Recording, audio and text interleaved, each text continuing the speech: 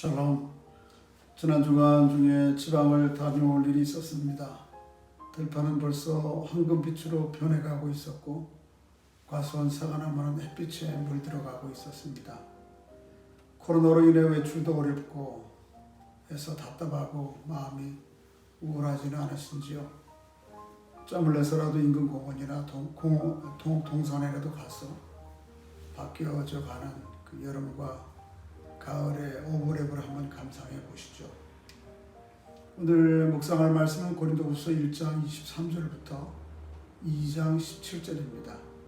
그 중에서 제가 4절에서부터 11절 그리고 14절부터 16절까지를 읽어드리겠습니다. 내가 마음에 큰 눌림과 걱정이 있어 많은 근심으로 너에게 썼노니 이는 너희로 근심하게 하려는 것이 아니요 오직 내가 너희를 향하여 넘치는 사랑이 있음을 너희로 알게 하려 함이라. 근심하게 한 자가 있을지라도 나를 근심하게 한 것이 아니요 어느 정도 너희 모두를 근심하게 한 것이니 어느 정도라 하면 내가 너무 지나치게 말하지 아니하려 함이라. 이러한 사람은 많은 사람들에게 벌 받는 것이 마땅하도다. 그런즉 너희는 차라리 그를 용서하고 위로할 것이니 그가 너무 많은 근심에 잠길까 두려워하노라. 그러므로 너희를 권하노니 사랑을 그들에게 나타내라. 너희가 범사에 순종하든지 그 능력을 그 증거를 알고자 하여 내가 이것을 너희에게 쏟노라. 너희가 무슨 일이든지 누구를 용서하면 나도 그리하고 내가 만일 용서한 일이 있으면 용서한 그것은 너희를 위하여 그리스도 앞에서 한 것이니 이는 우리로 사탄에게 속지 않게 하려 함이라. 우리는 그 계책을 알지 못하는 바가 아니로다. 항상 우리를 그리스도 안에서 이기게 하시고 우리로 말미암아 각처에서 그리스도를 아는 냄새를 나타내시는 하나님께 감사하노라. 우리는 구원받은 자들에게나 망하는 자들에게나 하나님 앞에서 그리스도의 향기니 이 사람에게는 사망으로부터 사망에 이르는 냄새요 저 사람에게는 생명으로부터 생명에 이르는 냄새라. 누가 이 일을 감당하리요. 고린도후서는 바울이 고린도 교회에 써보낸 두 번째 편지입니다. 첫 번째 편지인 고린도전서를 지난 8월 첫 주일부터 매주일 예배 때 강론하고 있어서 말씀이 익숙하실 것입니다. 첫 번째 편지를 통해서 바울은 고린도 교회에 있는 여러 가지 문제들에 대해서 자상하게 때로는 단호하게 권면했습니다. 누구에게나 그렇듯이 바울의 권면은 모든 사람들의 공감과 동의를 얻었던 것이 아닌 것 같습니다. 일부 사람들로부터는 바울의 사도적 권위를 의심하고 부정하는 일들까지 벌어졌습니다. 바울의 본문 2장 4절에서 내가 마음에 큰 눌림과 걱정이 있어 많은 눈물로 너에게 썼노니 이는 너희로 근심하게 하려는 것이 아니요 라고 말하게 된 배경이 여기에 있습니다. 바울은 여러 가지 마음이 들었을 것 같습니다. 배신감, 또 실망감, 좌절감도 있었을 것 같습니다. 왜냐하면 고린도 교회는 바울이 복음을 전하고 세워진 여러 교회들 가운데 복음 전파의 전략적 시각에서 관점으로 보다 애정과 심려를 기울여 왔던 교회였기 때문입니다. 바울은 에베소 다음으로 가장 긴 기간을 이곳에서 보냅니다. 1년 반 동안.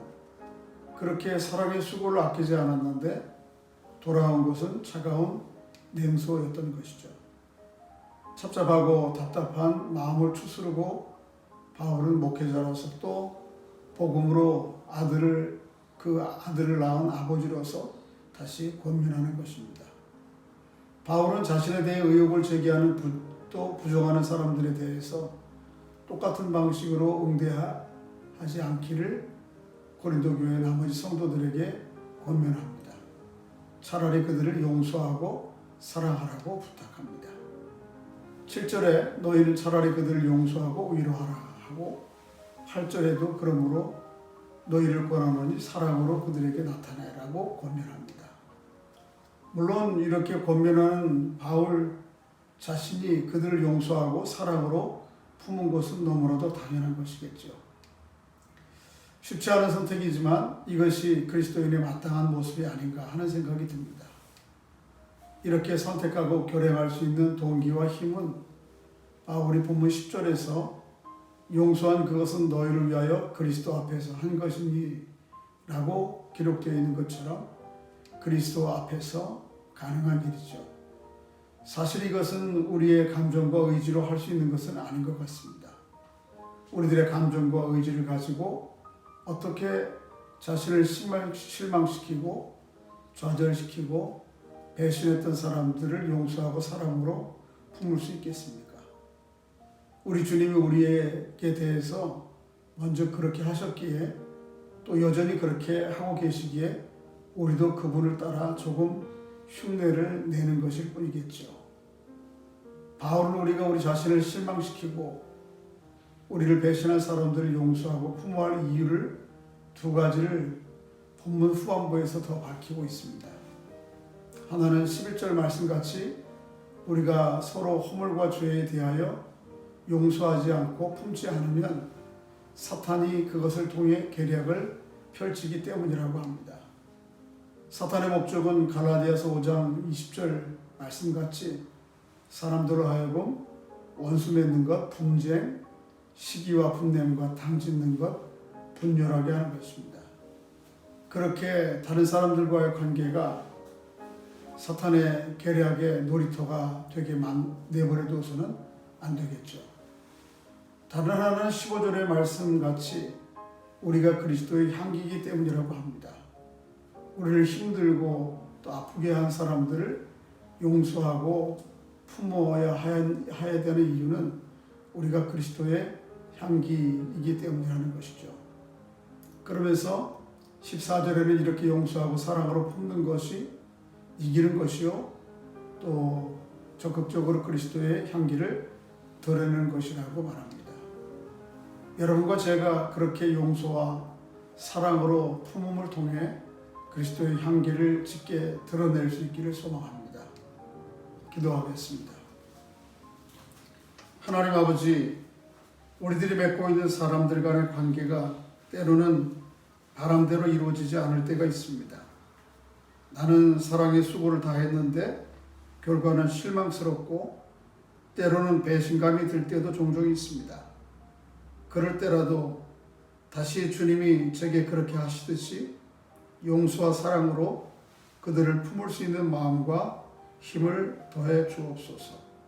예수 그리스도의 이름으로 기도드립니다. 오늘 말씀 묵상을 찬송가 455장 주님의 마음을 본받는 자라는 찬양으로 마무리하시죠.